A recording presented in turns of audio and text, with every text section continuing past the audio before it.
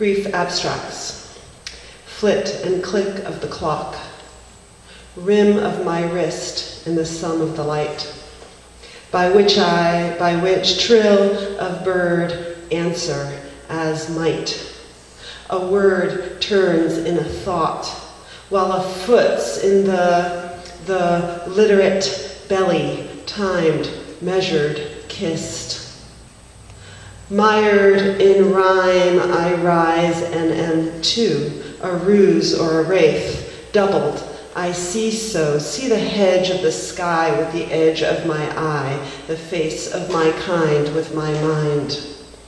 The doubled woman is a common thing, nothing more common than this slide of myself from one to two, to none, something to something more, to nothing then, and the nothing that my mother becomes contains me as the space does, a bit of air, flawlessly and firm. Grief of fire in its final flash and smolder.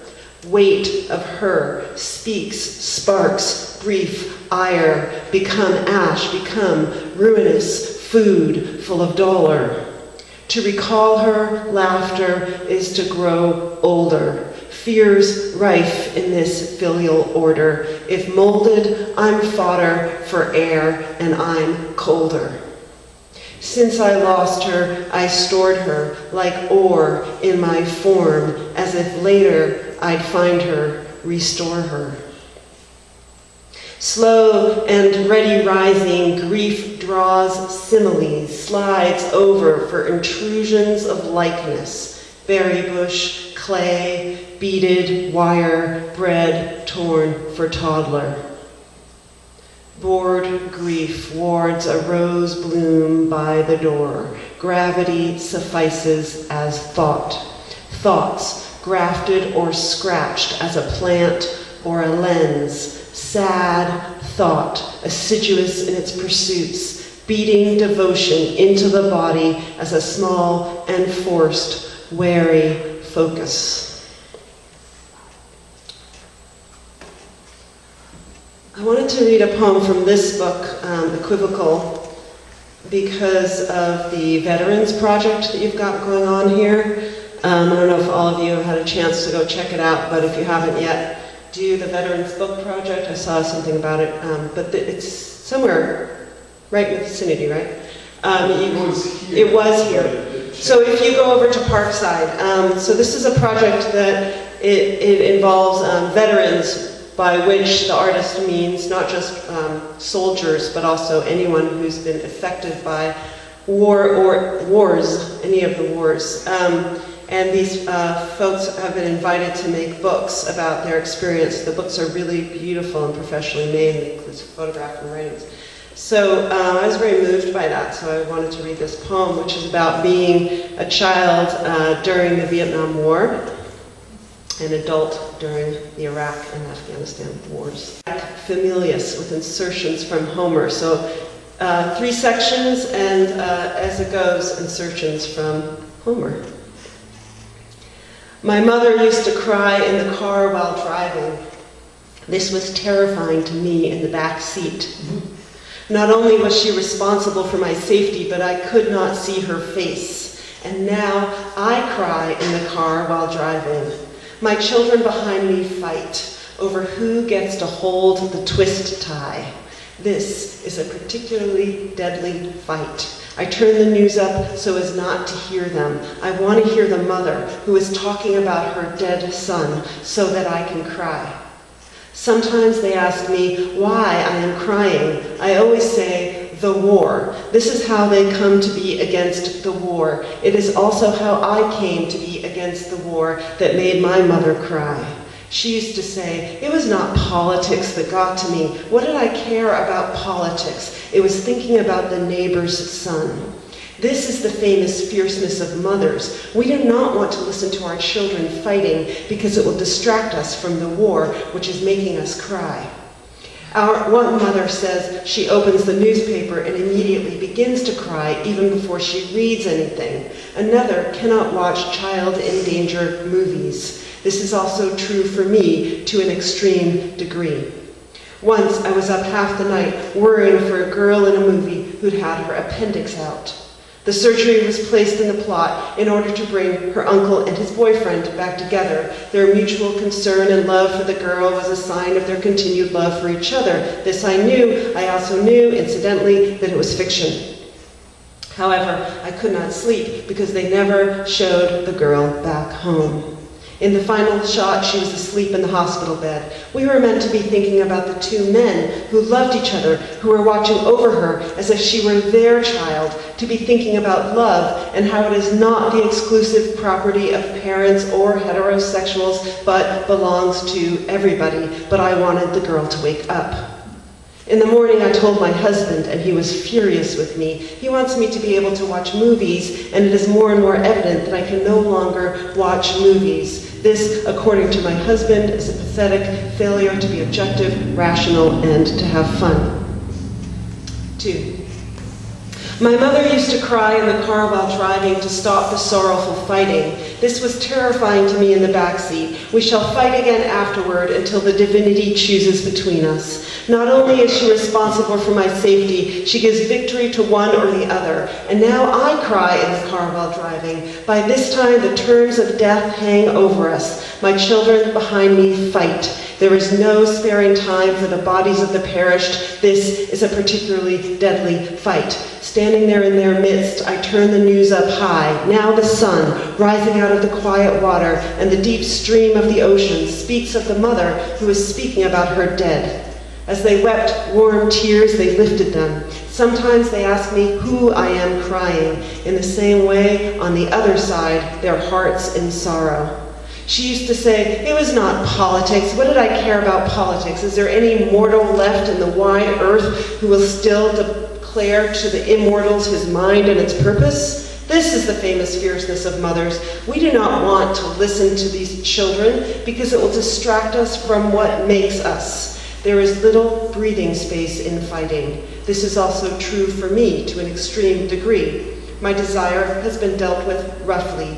Their mutual concern and love for her was a sign of their love for each other. Said one to the other, obey to the end this word I put upon your attention, so that you can win for me the lovely girl. But they never showed the girl back home. Tell me now, you muses, how fire was first thrown. We were meant to be thinking of love as property, but wanting the girl to wake up, I never did. Drinking from a spring of dark running water, willing her to wake, in the heart of each one was a spirit untremulous, and he wants me to watch. He is furious. Your mother nursed you on gall. You have no pity. This is a failure to be. You would gather in groups to have fun, to be rational, yet the desire in your heart is to watch the grim encounter. 3. My mother, an unearthly noise. I could not see her face. As wolves make havoc among lambs over who gets to hold the black earth, burdened so as not to hear them by the works of men, I turned to the neighbor's son, huddled inside his movie. He in the dust face downward was also true for me, mouth open to the bright spear, willing him to wake. The heart in my breast was balanced. Between two ways was pathetic, as if he were my child, as if where the beating is enclosed in the arc of the muscle is a failure to ration, to be, a lowing bell, a bellowing.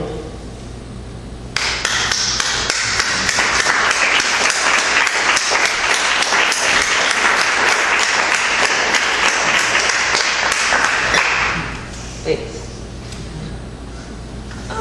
So after I wrote that poem, some folks said to me, do that again, or write something like that. And of course you can never do that.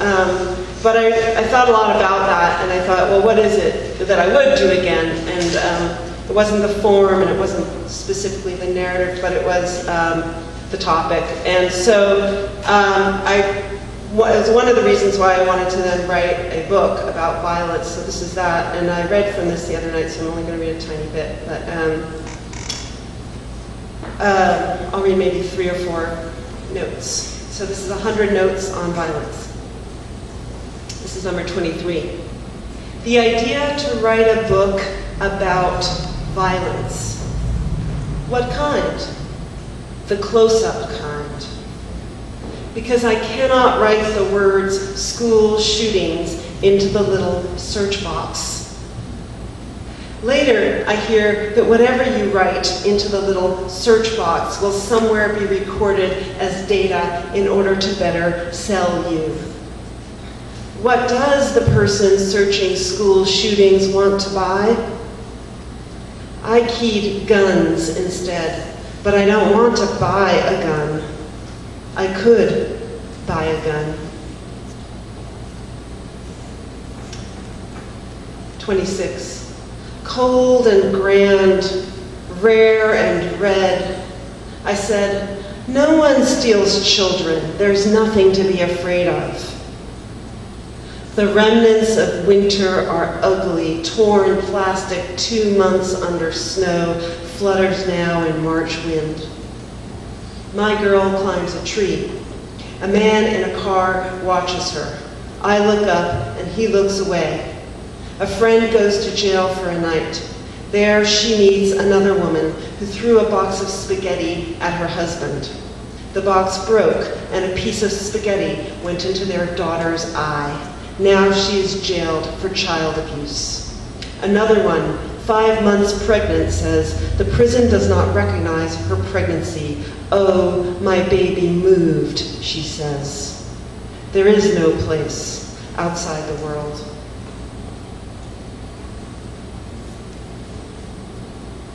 29. About human dignity and heavy clouds just above the horizon, but spitting out flames. About rubber bands and tape. About Into the Cold and Eddie's Gun Beautiful. You don't have to make something cry.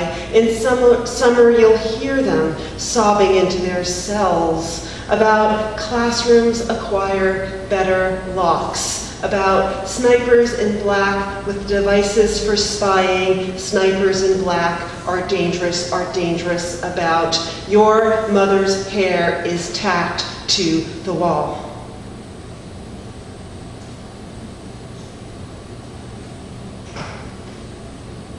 Maybe.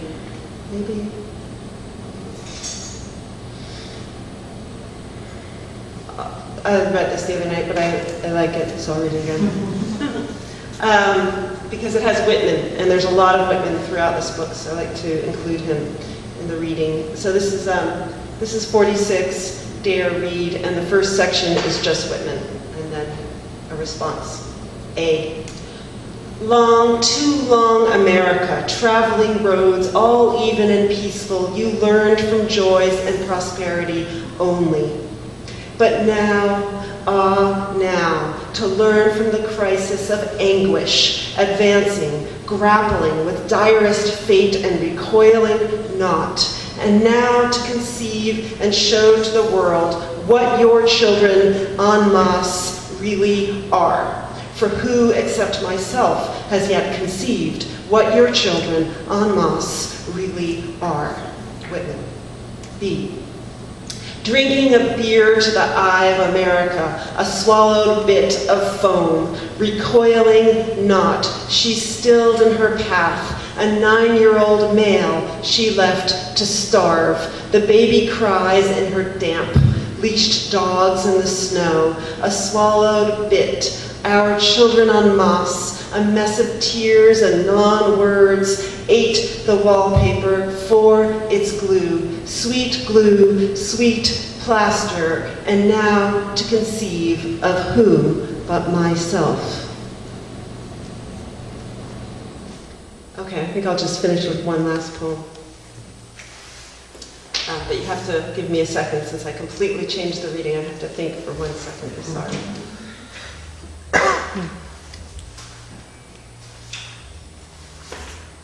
Oh yeah, I'll read this one because this is a more joyful poem. It's a nice way to end. I think so.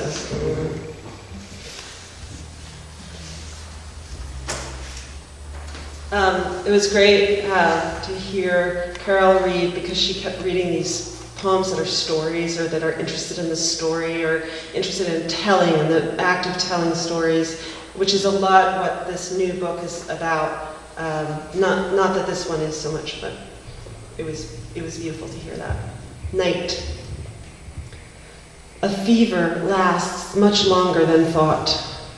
Time is lustful in this way. The solidity of my own flower, but who's looking, slips up his warm imagination. Are we thinking of something better? The debaters sell soot to a 14-year-old girl, and the world thrives. If the sky arrives an edifying face, I'm not sure of the etiquette of wearing equipment and headed toward a headache, a congress of meat, a civic lyric on the house floor, hair in the grass, looks like smoke, like tomorrow's problem.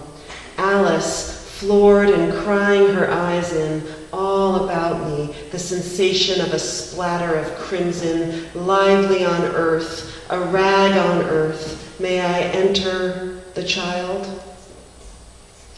Prairie grass swings, slow dancer under winter's tone, touch foot to floor and laugh out the holy door. I was not aware of this bubble in my mind, this touchable object. Is there in my split pen's spilt ink a known thing? All about money? No, I've loved being grown. Another day pointing to girl sleeping, lips apart, each lid as if hiding a pearl. Nothing, hands clasped around a town, not there. Sycamore limbs like martyred saints thrown into the flames I carry and adore the sun-glassed glint of a teenaged boy. My curve of recurrence, the poem stills a sky or a guy's shoulder, pigeon-coated dusk, an improvisation, licentious as the spit on my wrist. Thank you.